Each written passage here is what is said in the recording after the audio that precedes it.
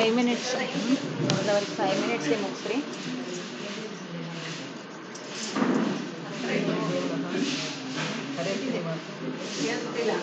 ಸ್ವಲ್ಪ ಹತ್ತಿರ ಇಟ್ಕೊಳ್ಳಿ. ವ್ಯಾಸರಾಜರ ಪೀಠಾಧಿಪತಿಗಳಾದ ವಿದ್ಯಾರ್ಥಿಗಳಿಗೆ ನಮಸ್ಕಾರ ಮಾಡುತ್ತಾ ನಮ್ಮನ್ನು ಆಧ್ಯಾತ್ಮ ಮಾರ್ಗದಲ್ಲಿ ನಡೆಸುತ್ತಿರುವ ಪರಿಮಳ ಮೇಡಮ್ ನಮಸ್ಕಾರ ಮಾಡುತ್ತಾ ಈ ದಿನ ನಾನು ಹರಿಕಥಾಮೃತದ 13ನೇ ಸಂಧಿಯ 24 ಪದ್ಯದ ಅನುವಾದವನ್ನು ಮಾಡಲು ಆಯ್ದುಕೊಂಡಿದ್ದೇನೆ. ಇದರಲ್ಲಿ ನಾಮಸ್ಮರಣೆ ಇದು ನಾಮಕ್ಕೆ ತುಂಬ ಮಹತ್ವ ಕೊಟ್ಟಿದ್ದಾರೆ. ಇದರಲ್ಲಿ ಈ ಪದ್ಯ ಈ ತರ ಇದೆ. ಗೃಹ ಕುಟುಂಬದ ನಾಡಿಗಳ ಸನ್ನಾಮಗಳುಳ್ಳವರಾಗಿ ವಿಹಿತ ವಿಹಿತ ಧರ್ಮ ಕರ್ಮಗಳ ತಿಳಿಯದ ಹಿರಿಯದಲ್ಲಿ ಅಹರ ಮೈಲಿನ ನಿದ್ರೆಗೊಳಗಾಗಿದ್ದರು ಸರ್ವ ಪ್ರಾಣಿಗಳು ಮೃತ್ಯು ಹಾನಿವಾಸಿಯ ನರಿಯದೆಲೆ ಭವದೊಳಗೆ ತೊಡರುವರು. ರಾತ್ರಿ ಸಂಧಿಯಲ್ಲಿ ನಾಮಸ್ಮರಣೆಯನ್ನು ತಿಳಿಸುತ್ತಾರೆ. ನಾಮ ಎಂದರೆ ಭಗವಂತ ನಾಮ. ಭಗವಂತನ ನಾಮ ತುಂಬಾ ಇದೆ, ಇಷ್ಟು ಅಂತ ಹೇಳಕ್ಕಾಗಲ್ಲ. ಬ್ರಹ್ಮಾಂಡದಲ್ಲಿರುವ ಎಲ್ಲಾ ವಸ್ತುಗಳನ್ನು ಪರಮಾತ್ಮನೆ. ಮತ್ತೆ ಈ ನಾಮಸ್ಮರಣೆಯಲ್ಲಿ ಮಾತ್ರ ತುಂಬಾ ವಿಸ್ತೃತವಾಗಿ ಎಲ್ಲಾ ನಾಮಗಳನ್ನು ಸೇರಿದೆ. ನಾವು ವಿಷ್ಣು ಸಹಸ್ರನಾಮದಲ್ಲಿ 100 ಅರ್ಥಗಳು ನೋಡ್ಬೋದು. ಬ್ರಹ್ಮಾಂಡದ ಪ್ರತಿಯೊಂದು ವಸ್ತುಲು ಭಗವಂತನೇ ತುಂಬಿದ್ದಾನೆ.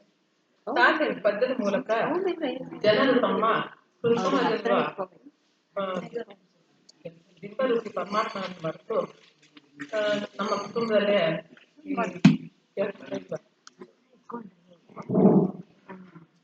ದಾಸರಿ ಪದ್ಯದ ಮೂಲಕ ಜನರು ತಮ್ಮ ಉತ್ತಮದಲ್ಲಿ ವಾಸವಾಗಿರುವ ಶ್ರೀಹರಿಯನ್ನು ತಿಳಿಯದೆ ಐಕತ್ವವನ್ನು ಶಾಶ್ವತವನ್ನು ತಿಳಿದು ಬಳಲುತ್ತಾ ಇದ್ದಾರೆ.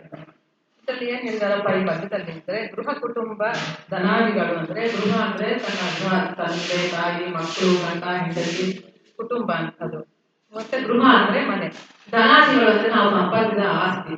ಇದರಲ್ಲೇ ಜನರು ತುಂಬೋಗಿ ನಮ್ಗೆ ಮನೆ ಬೇಕು, ಎಷ್ಟಿದ್ರು ನಮ್ಗೆ ಮನೆ ಬೇಕು, ಆಸ್ತಿ ಬೇಕು, ಮದುವೆ ಆಗ್ತಾ ಇದ್ರೆ ಮದುವೆ ಆಗ್ಬೇಕು, ಮಕ್ಕಳಿಲ್ಲ ಅಂದ್ರೆ ಮಕ್ಕಳು ಬೇಕು. ಈ ತರನೇ ಇತ್ತು ಸಂಸಾರದಲ್ಲಿ. ನಮ್ಗೆ ಶಾಶ್ವತ ಅಂತ ತಿಳ್ಕೊಂಡು ನಮ್ಮ ಹೃದಯದಲ್ಲಿರುವ ಪರಮಾತ್ಮನ್ನು ತಿಳಿಯದೆ ಕೆಲವಾಗಿ ಅದರಲ್ಲೇ ಭಗ್ನರಾಗಿರ್ತಾರೆ. ಅದಕ್ಕಾಗಿ ಒಂದು ದಾಸರ ಪದ್ಯ ಅಂದ್ರೆ, ಗೋವಿಂದ ನಮ ಗೋವಿಂದ ನಮ ಗೋವಿಂದ ನಮ ನಾರಾಯಣ ಗೋವರ್ಧನ ಗಿರಿಯ ನೆತ್ತಿದ ಗೋವಿಂದ ನಮ ರಕ್ಷಿಕೈ.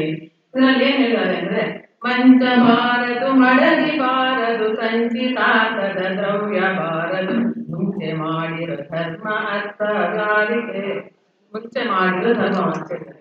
ನಮ್ಗೆ ಏನು ನಮ್ಗಿಂತ ಬರೋದಿಲ್ಲ, ಗಂಡ ಬರಲ್ಲ, ಮಕ್ಕಳು ಬರಲ್ಲ, ಯಾರು ಬರೋದಿಲ್ಲ. ನಾವೇನ್ ಮಾಡ್ತೀವಿ, ಇದೇ ನಾವು ಶಾಶ್ವತ ಅಂತ ತಿಳ್ಕೊಂಡು ನಾವು ಹೊರಗಾಗ್ತಾ ಇರ್ತೀವಿ. ಇದ್ರಲ್ಲಿ ಅವ್ರು ಹೇಳ್ತಾರೆ ಯಾವುದೂ ನಮ್ಗೆ ಬರೋದಿಲ್ಲ, ನೀವು ಭಗವಂತ ನಮ್ಮ ಬುದ್ಧಿಯಲ್ಲೇ ತುಂಬಿದಾನೆ ತಿಳ್ಕೊಂಡು ನೀವು ಚಿಂತೆ ಮಾಡಬೇಕು ಅಂತ ಇದರಲ್ಲಿ ಹೇಳಿದ್ದಾರೆ. ಮತ್ತೆ ವಿಹಿತ ಅಹಿತ ಧರ್ಮಗಳನ್ನ ಅರಿಯೋದಿಲ್ಲ ಅಂತಂದ್ರೆ, ವಿಹಿತ ಧರ್ಮ ಅಂದ್ರೆ ನಾವು ಮಾಡ್ಬೇಕಾದ ಧರ್ಮಗಳು, ನಮ್ಮ ಧರ್ಮದಲ್ಲಿ ಏನಿದೆಯೋ ಅದನ್ನೇ ನಾವು ಮಾಡ್ಬೇಕು. ಅಹಿತ ಧರ್ಮ ಅಂದ್ರೆ ನಾವು ಮಾಡಬಾರದು ಧರ್ಮಗಳನ್ನು ಮಾಡೋದು, ನಮ್ಗೆ ಇಷ್ಟವಾದ ಬೇಡದೇ ಇರೋದನ್ನೆಲ್ಲ ಮಾಡೋದು, ನಮ್ಮ ಧರ್ಮ ಬಿಟ್ಟು ಬೇರೆ ಧರ್ಮ ಮಾಡೋದು, ಅದನ್ನ ಅನುಸರಿಸೋದು, ಇದನ್ನೇ ಮಾಡ್ತಾ ಇರ್ತಾರೆ. ವಿಹಿತ ಧರ್ಮ ಅಹಿತ ಧರ್ಮ ಇದನ್ನ ಬಿಟ್ಬಿಟ್ಟು ಧರ್ಮ ಸುಕರ್ಮ ಇದನ್ನ ತಿಳ್ಕೊಳ್ಳದೆ ಅವರು ಸಂಸಾರದಲ್ಲಿ ಬಳಲ್ತಾ ಇದ್ದಾರೆ ಅಂತ ಹೇಳ್ತಾರೆ.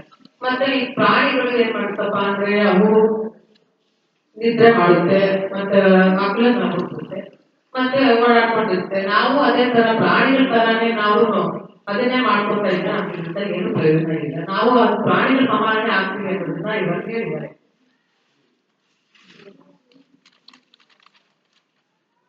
ವಿಹಿತ ಧರ್ಮ ಕರ್ಮಗಳ ತಿಳಿಯದೆ ನಿತ್ಯದಲ್ಲಿ ಅಹರ ಮೈಥುನ ನಿದ್ರೆಗಳಾಗಿರುವ ಸರ್ವ ಪ್ರಾಣಿಗಳು ನಿದ್ರೆಯೇ ಭಗ್ನರಾಗ್ಬಿಟ್ಟು ಸಂಸಾರದಲ್ಲೇ ಮುಳುಗ್ಬಿಟ್ಟು ವೃದ್ಧಾವಾಸಿಯಾದ ಪರಮಾತ್ಮನ ಮರೆಸ್ಬಿಟ್ಟು ಅವರು ಜೀವನ ಮಾಡ್ತಾ ಇದ್ದಾರೆ. ಅದಕ್ಕೆ ನಮ್ಮ ಹೃದಯದಲ್ಲಿ ವಾಸವಾಗಿರುವ ಪರಮಾತ್ಮನ ತಿಳಿದು ಅವನ ಸ್ಮರಣೆ ಮಾಡಬೇಕು. ಧರ್ಮ ಕರ್ಮಗಳನ್ನು ತಿಳ್ಕೊಂಡು ನಾವು ಧರ್ಮ ಮಾರ್ಗದಲ್ಲಿ ನಡೆದರೆ ಪರಮಾತ್ಮ ನಮ್ಮನ್ನು ಕಾಪಾಡ್ತಾನೆ ಅಂತ ಹೇಳ್ತಾರೆ.